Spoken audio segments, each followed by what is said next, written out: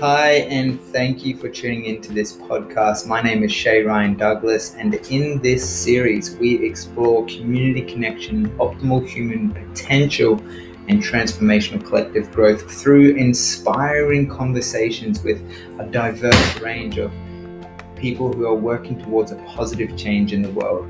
I hope you enjoy this episode today, and if you would please take the time to like, share, and subscribe, we would greatly appreciate that. And I hope you enjoy.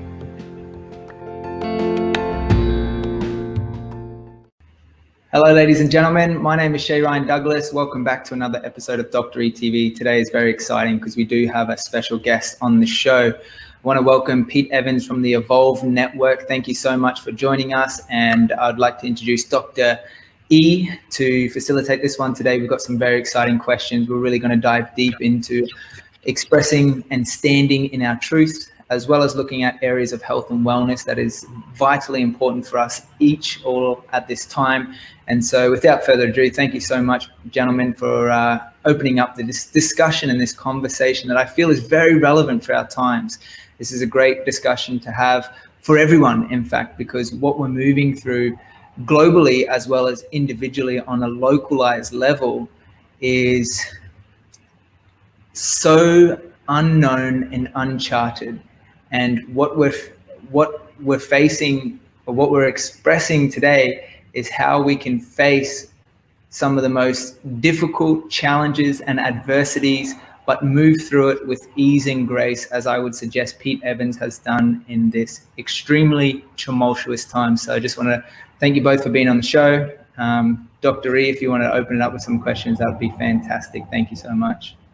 Absolutely. For those watching, welcome. This is a time to gather indeed and talk to people that have achieved magnificent things. Pete, I want to say welcome, brother. How are you doing? Yeah, fantastic. Had a beautiful day. Thank you for having me, the two of you, and g'day to everybody that's either watching or listening. Hope you've had a beautiful day or night wherever you are around the world. Awesome. And thank you for being with us. I know you've got a lot on, and certainly a lot of things are happening. So for those of you who don't know, and I'm sure many would, Pete Evans, celebrity chef, incredible voice, stands very well and passionately for what he believes in the face of adversity. And we are gathered here today to talk about how to really stand in our truth. And I don't know about each and every one of you watching, but I do feel like it's fair to say that most of us have had adversities in our life, and most of us have gone through challenges, and most of us have been afraid to speak our truth because we've been afraid to be ridiculed or afraid to be shut down, or we haven't felt that we've been good enough, and it's just easier to kind of fit in. And of course, that's one of the greatest problems that we have in today's society, because your truth matters, your voice matters, your opinion matters, your energy and where you bring that energy truly does matter. And here we are with Pete Evans, that have gone through adversities, and mainstream media certainly have been ridiculing you and all sorts of things. And I've been following this behind the scenes and just holding that space with compassion. And I must say, it's interesting to see how well you can hold yourself in that face of adversity. So to speak to that, Pete, if you were to give some advice to those out there who perhaps know that they have a voice and they want to share their truth, no matter what they believe, but rather they want to overcome challenges and have their voice heard and really speak their truth and stand for something meaningful, that's meaningful to them. What advice would you give our listeners today, Pete? What a beautiful introduction. Thank you. But the best thing, listening to you speak then, I mean, you pretty much summed it up, but I would just take it one step further and just say, your life matters. Your life matters. And what I mean by that is the expression of who you are, that matters. And how you express yourself in this journey of life is completely and utterly your responsibility. It is nobody else's responsibility. So how you show up in the world, either as a son or a daughter, or as a participant in society or outside of society, is completely up to you. You get to make every single choice in your life pretty much as you are growing older. And when we can take full responsibility over our actions, no matter how insignificant they may seem or how powerful they may seem, this is where true liberation and true freedom happens. Because when we are accountable for every single action in our life, then we have the ability to stay grounded. We have the ability to not be afraid. We have the ability to tackle any challenges that we choose to tackle and face any adversity that we choose to face. And again, I'm using the word that we choose. So there are a lot of people out there that want a peaceful existence, and they can choose to have that. There are people out there that for some reason are activists or fighters or will stand up to the man, so to speak, or the tyranny, and that's their choice. And what I find fascinating is there are no rules, basically, and we come into this reality without a rule book, and it's our purpose to understand our own rule book. What makes us happy? What is our intuition? In which way can we get to know ourselves intimately, deeply, so that, again, going back to these decisions that we make, they're based on what we want to achieve in life. What path do we want to take? Do we want to take the easy path? Do we want to take a path that may be a little bit more challenging? Maybe it's going to have a few more hurdles in there. But what would that taste like? What would that feel like?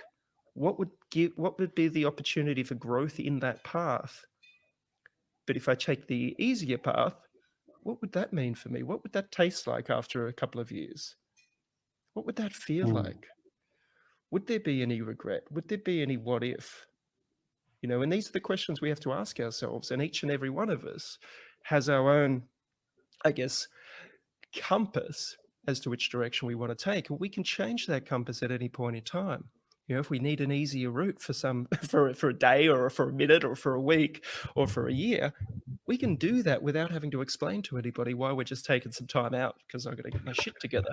You know, I'm tired. I'm exhausted. I need that space for me to regenerate so that then I can continue a path with more power, more excitement, more vigor, more flexibility. You know, we run into problems when we think we're invincible and we think we're there to please others. And I spent a lot of my time on this planet as a people pleaser until I worked out that that was a self-destructive belief system that I had. And it took me a while. It took me a while to work that out. And it doesn't mean that I still don't like to please people, but I start with myself first and foremost. And that's a challenging one for a lot of people to come to grips with. And I'm not suggesting that anybody has to do this. I'm just telling you my perception of my life path. And that was a great one for me to learn because it allowed me the space for me to grow. Because if the old saying, if the plane's going down, put your oxygen mask on first before anybody else. And there's truth in that. Because when we're full, when we're content, when we're satiated with life and excited by life, that causes a ripple effect out there and for other people. And I'm really enjoying this experience in this human suit at the moment called Pete Evans, you know, and living in a way that I have no fear of what a lot of people may consider to be something that is fearful, such as expressing myself creatively in whatever shape, form, in which I choose to do on a day-to-day basis. And I don't do it for anybody else other than myself. Yet the flow-on effect may benefit other people, but I remove all expectations of that because I can't control anybody else's free will, and nor would I ever choose to or want to, because that is probably the position that we're in collectively at the moment, because we've handed away our power to other people or institutions or systems where we go, you look after this for me. You look after my health, doctor. You look after my finances, banker or mortgage broker or whoever it may be, lending institution. You look after my rights, thank you, government. You look after my education, thank you, noble school system. You look after what I can and can't believe is the news. Thank you, mainstream media. Social media, you look after what I can and can't share. And the last thing I want to do is impose my perception, my beliefs onto anybody else. And in saying that, so if somebody has the belief that modern medicine is the be all and end all, then fantastic. If people believe that what they see on the 6 o'clock news on a network television is true and accurate, fantastic. Go along for that ride if you choose to. That's a brave soul that chooses to do that. If you believe in the government and you hand away all your power and your rights to them, kudos to you too. That's a brave individual there that hands away their power, you know. Or on the other side of the spectrum, we have people that look at these systems that are currently in place and go, you know what, it just doesn't taste right to me for my journey in this experience. Something about that just doesn't make sense. It's not adding up. And it could be the financial system, the educational system that we went through. And we go, fuck, that was a waste of time. What did we learn all that stuff for? 6 hours a day or 8 hours a day now with homework or whatever it may be. Yet we only, as adults, we use 1% or 2% of actually what we learned through that period of time. So what was that all about? I mean, these are the questions that I asked when I was at high school. These are the questions I ask through different paths in my life. Does that make sense? And when you start to question everything, then you can come to your own realizations and your own answers. But it may require a little bit of investigative work from yourself, which means work. Are you willing to go down that path that requires you to learn how our body works, how our belief systems are formed, how do we adopt these from our parents, our grandparents, our lineage, our culture, the mainstream media, the television shows, the movies that we watched as kids? How have they made an imprint on us? And then are we willing to look at that and go, is that mine? Or is this something that I've adopted? Or, I don't want to say the word brainwashed, I don't like that word, but you know what I mean. And then we question this. Now it gets really tricky once we start to question certain of these aspects or these systems, and we find a thread and we start to pull on it like a thread on our jumper, so to speak. And you know what it's like when you start pulling on it. It's like it's endless. Do we really want to go down that rabbit hole as to, fuck, if what they taught me there wasn't true, let's just say about the tribal people of this country in Australia. I know going to school, the information that I was taught is very different from the information that I've learned as an adult through my interaction with the tribal people of this country. Now, that's a thread that if you start pulling at it, you will discover truths that may make you change your perception on humanity. And then if you keep pulling on that thread, you might dig a little deeper into how this has happened time and time again around the world. And then you might start to question, well, why is there a fascination about the royals? What is this fascination about all of these things that once you see it, you can't unsee it? And then you try to put the pieces together. And then you try to live in this matrix, as they call it, to the best of your ability. Now, some people just don't want to know certain truths that are out there, and that's cool. Other people just want to understand a little bit more so they can make informed choices when these invitations or opportunities come, such as a vaccine that's currently launching in Australia through great marketing and persuasion. Now, we have a choice as to whether we want to take this or not at the moment. It's not mandatory. They will probably strongly encourage us to take it. Now, it is a personal and individual choice as to whether or not you will take it. And all I would say is whether it's a beverage you're going to put into your body, whether it's food you're about to consume, whether it's a medicine or a pharmaceutical or a supplement or whatever it may be, I would say, do you know where it comes from? Do you know how it was made or farmed or raised or put together in a lab? Do you know the potential benefits of this? Do you know the potential side effects of this? You know, if it's a Coca-Cola in my teacup here, then I will know, okay, well, that's got this, and this in it. If I have that, I know what it's going to do to my body. Whereas here I'm having a beautiful cup of herbal tea, and I know exactly what this is going to do in this particular point in time, because I understand the effects that this is going to have. And I choose to have, anybody that's watched my podcast before knows that every single podcast I do, I have this tea or a version of it, because it keeps me present, it keeps me grounded, it keeps me connected to source, and it helps me flow information through.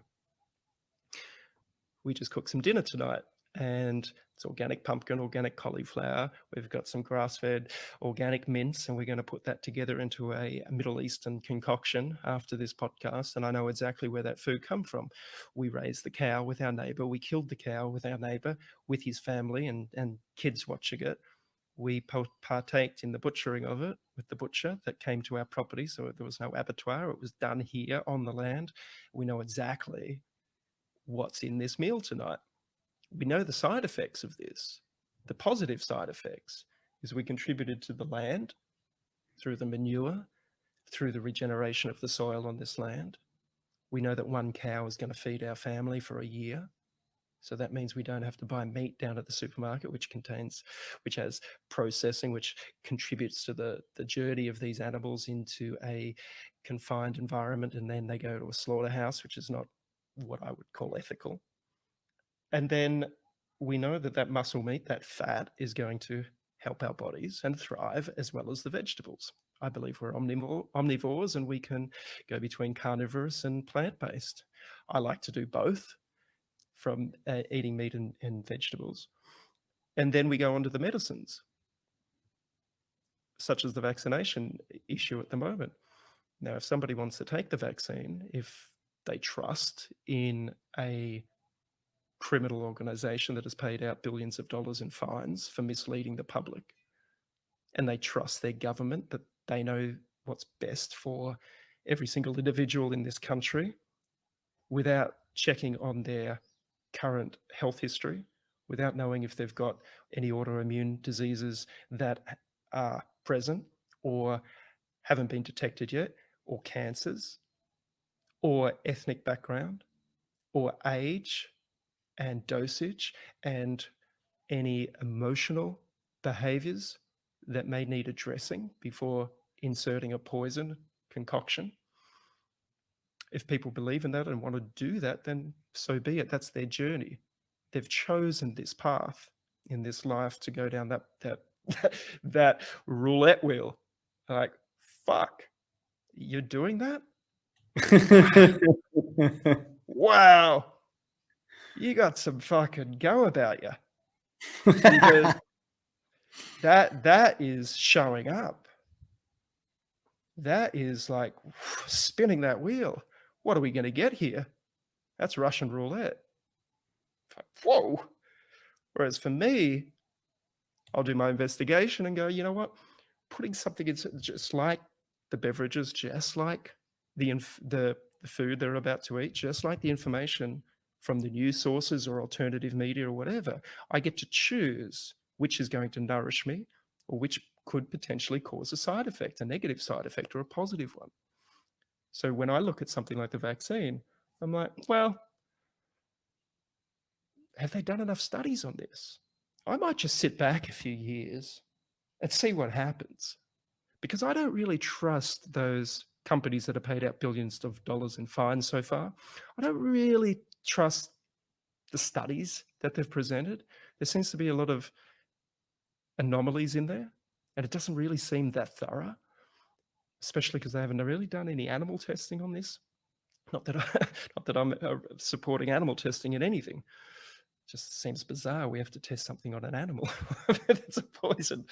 And poor animals. So I might just sit back and just witness and observe the ones that are courageous and brave enough to go down that path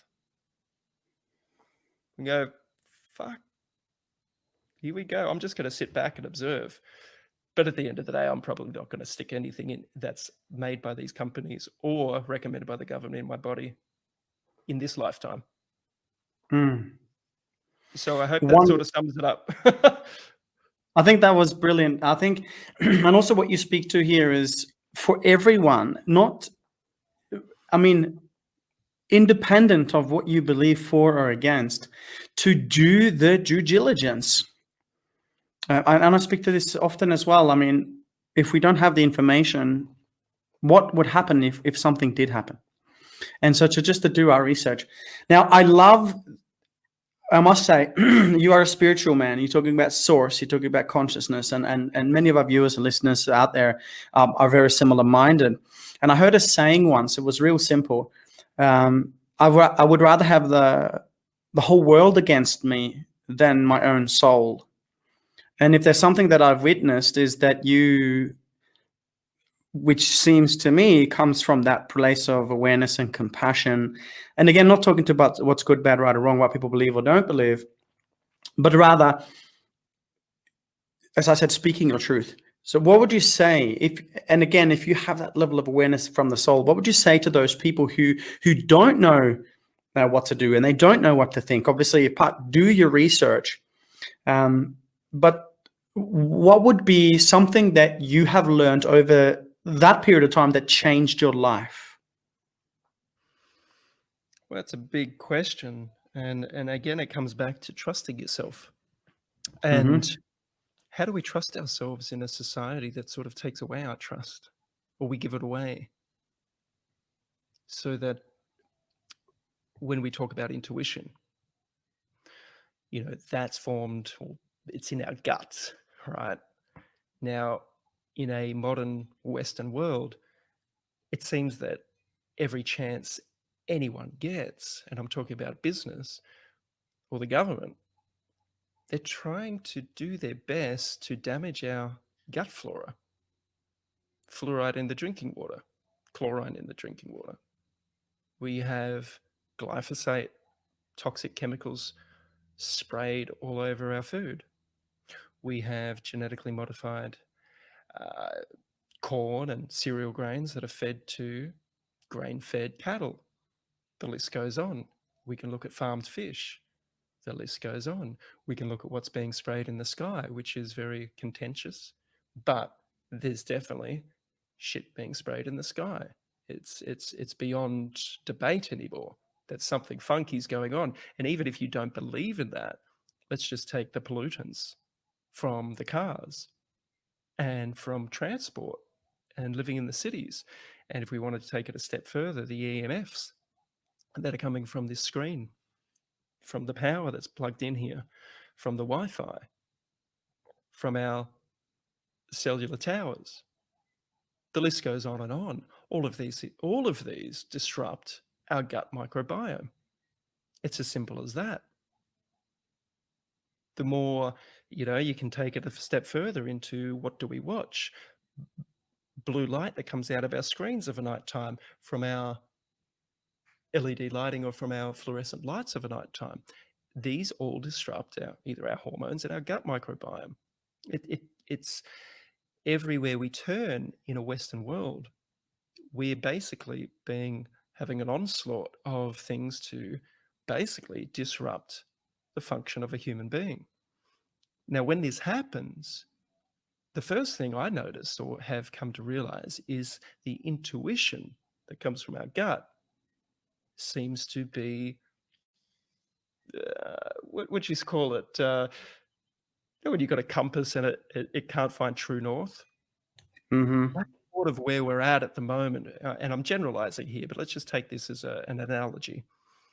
So one of the things that I've come to realize over the years of talking about, say, diet as a philosophy, and a really beautiful place to start, because it's the one thing that we can control. Like, we can't control what is being sprayed in the sky. We can't control the pollution unless we choose to go off grid and live in the country, which we've chosen to do, my wife and I. We can't really control the electromagnetic frequencies if we live in towns or suburbs, unless you choose to go off grid. And then, like for us, once our Wi-Fi is off, we have no no EMFs with us. We can choose to use really good filters on our water supply to remove that. But the easiest one, and I haven't even gone into belief systems yet, because that also can deregulate our microbiome, plus a whole lot more. But what you believe you achieve, right?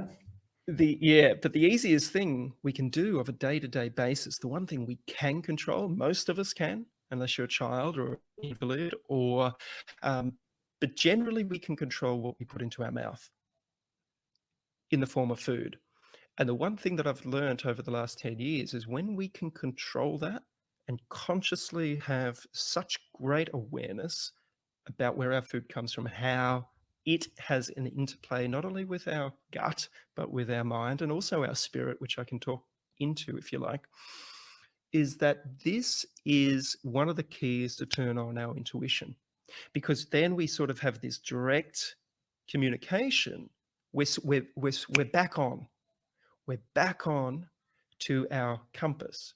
We have clarity of thought. We are connected to source and spirit. We start to ask these questions. We start to have this energy that is unparalleled. Some people that have gone down this path, we've helped hundreds of thousands of people on this journey, just simply by changing the food that they eat. And they all say that the one thing that they really benefited from was clarity of thought, and then making wise choices as to the things that brought them joy once again in their life. They were able to express themselves creatively doing the things that they love. And I do honestly believe that is one of the main purposes of our human existence, for us to express ourselves creatively without fear, have freedom of expression, doing the things that resonate with us. Now, for me, it's going for a surf or snowboarding or going fishing or going wakeboarding or skateboarding or doing these sports that I really love to do, either by myself or with friends and family. It's cooking great food. It's growing great food. It's being able to speak publicly without fear now. It's these creative expressions. Some people love to dance. Some people like to create art. Some people like to listen to music, sing music, whatever it may be. And creation doesn't need to be just the arts. Creation can be an entrepreneur building a business that was never there before. A creative expression can be anything. It can be growing food, making a garden, volunteering at a children's hospital or a nursing home. It can be anything. It can be joining politics to make a change. It can be starting a community garden for other people. It can be going out, creating a community. It can be being a teacher, whatever it may be. It's our creative expression. So one of the best and easiest things, I think, is changing our diet, because one, we have control over that. And number two, what that gives us is this space and this compass to then go, what the fuck am I here to do? That brings me joy, that brings me happiness. And then you look at the paths ahead of you. What do I really want to do? Well, again, we come back to that. Do I take the easy road, or do I take potentially the road that challenges me the most? Or I'll build up to that road. I might just go on this journey here for a little while and see how that feels, because it's like starting a new exercise in the gym or a new whatever. You start off being a beginner. You're going to make mistakes, which will teach you how to move forward in a more practical way, or a more fulfilling way, or a more results orientated way. And you'll know if you're on the right path. If you're on the right path, generally the coincidences start to happen, the synchronicities start to happen, and they happen frequently, to the point where these paths that you thought may be difficult become really fucking easy. When you're on choosing the easy path that you think is easy, or the path that you don't want to, let me rephrase it. When you choose the path that you sort of know deep down it's not the right path for you, but you go it anyway, the synchronicities and the coincidences will come, but they'll come in the opposite way. There'll be sort of wake-up calls to go, are you sure you want to go down this path? Are you sure you want to go down it? they'll just keep giving you opportunities to realign, to go, until something will come along and go, you really need to work out what you want to do, because this isn't working out for you. So that's just my perception of how things work. And this is, again, my perception. It doesn't mean that it's truthful for anybody else, but that's how I see life.